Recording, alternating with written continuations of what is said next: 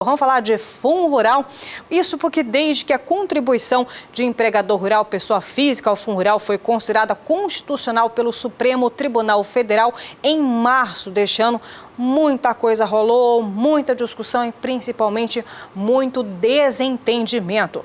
Na semana passada, um novo capítulo da novela Fundo Rural, que foi aprovado o projeto de resolução do Senado que na prática perdoa as dívidas de produtores com fundo. Fundo Rural é o assunto do Bom Dia Entrevista.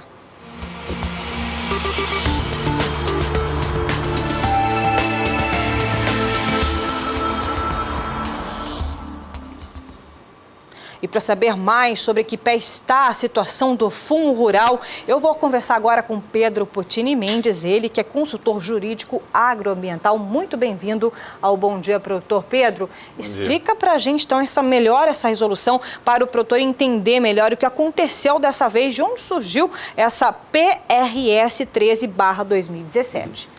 Bom, vamos lá. Primeiro eu queria parabenizar ao canal, agradecer o convite, porque esse tipo de pauta jurídica, diante de todo esse contexto que você explicou, é muito confuso, né? Até para a gente que é da área jurídica. Imagina o produtor, com isso, né? Para o produtor entender o que está acontecendo com o Fundo Rural depois de tantos remendos e medidas judiciais e legislativas, né?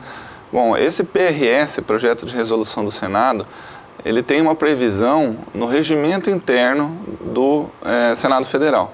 E para que serve um PRS? Ele serve para reafirmar, para colocar, para valer mesmo, uma decisão do Supremo Tribunal Federal. Então, ele é uma medida que... É uma brecha? Não, na verdade, ele é uma confirmação, ele é uma validação de decisões do Supremo sobre um determinado assunto. E até aí a gente trouxe, né, para o produtor entender uma tela com o texto do que é essa resolução, né, a previsão, onde que está escrito isso aí, a gente pode mostrar aqui uma primeira tela com o texto do regimento interno do Supremo Tribunal Federal. Isso, vamos dar uma olhadinha então na primeira tela, então, Pedro. Olha só para que serve, né? Então a gente tem 3 artigos aí que mostram o que é o projeto de resolução do Senado. Ou seja, que as comissões, né, no caso a CCJ, que é onde foi aprovado, né, elas podem fazer projetos de resolução que versem sobre suspensão, execução, no todo ou em parte de lei declarada inconstitucional, tá vendo? Então é aí que está a previsão. São 3 artigos no regimento interno do Senado Federal, né, dizendo praticamente aí a mesma coisa, que cabe ao Senado propor essa suspensão de leis declaradas inconstitucionais. E além disso, a gente tem mais aqui, o produtor deve estar se perguntando, né, o que acontece. E de decisão do Supremo Tribunal Federal estamos falando, afinal? Porque como eu acabei de falar para vocês, né, vem para reafirmar uma decisão. E de que decisão a gente está falando? De que decisão que o PRS 13 está falando? O PRS está falando de uma decisão de 2010, no caso do frigorífico Mata Boi, do Mato Grosso do Sul, que nessa oportunidade derrubou o Fundo Rural. Porque agora a gente está falando de outro nome, nós estamos falando da Contribuição Previdenciária Rural, né, que a gente acaba chamando popularmente de Fundo Rural, mas o Fundo Rural propriamente dito, ele caiu em 2010 com esse recurso extraordinário. Então, com a ideia de impedir essa nova reedição, o Senado propôs essa resolução para reafirmar aquela lá. Mas ainda assim está meio confuso, né? Então também a gente tem mais uma tela para mostrar isso, né, essa situação, todo esse histórico que aconteceu. Né? Vamos lá, né? Vamos dar uma olhadinha na outra tela, vamos ver se a gente consegue entender melhor essa problemática. O que aconteceu, né? O Fundo Rural mesmo, ele existia até 1967, né, com a Constituição Federal de 67. Aí em 88... a Constituição Federal, tem só uma correção ali, em 1988, a Constituição Federal acabou com ele, ele ressurgiu com uma lei de 1992, que aí foi derrubada por esse caso do frigorífico Mata Boi em 2010. E aí o que aconteceu? Esse PRS está reafirmando essa decisão.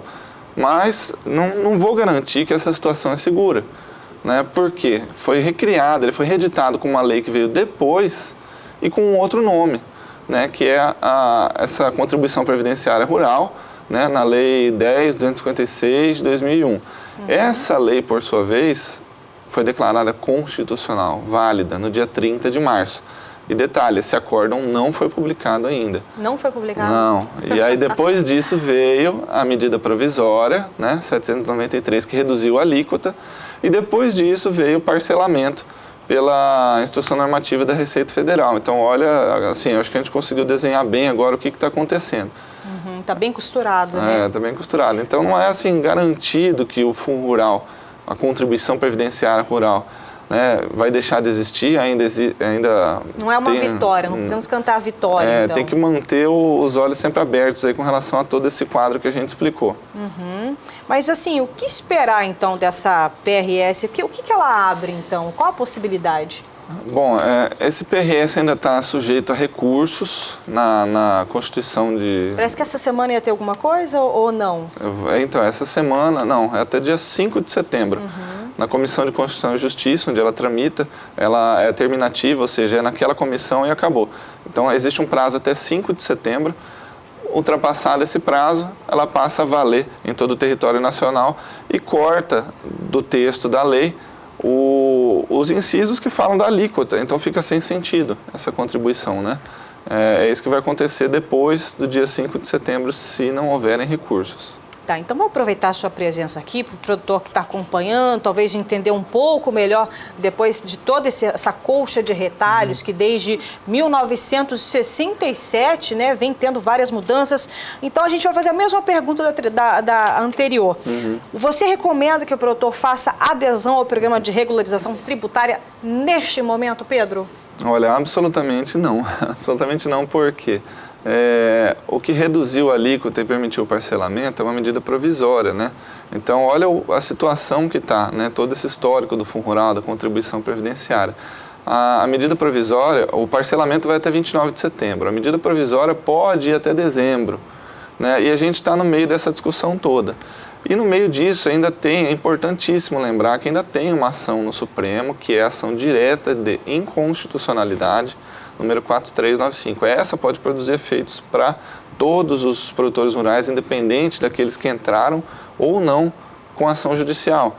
Então, é importante o produtor acompanhar. Mais uma vez, eu parabenizo o tema de hoje por conta dessa importância aí, né? E mesmo assim, se ele não fizer, ele não vai ficar contra a lei, não. Ele vai continuar, porque ele tem um tempo hábil ainda para esperar tudo isso, essa poeira baixar.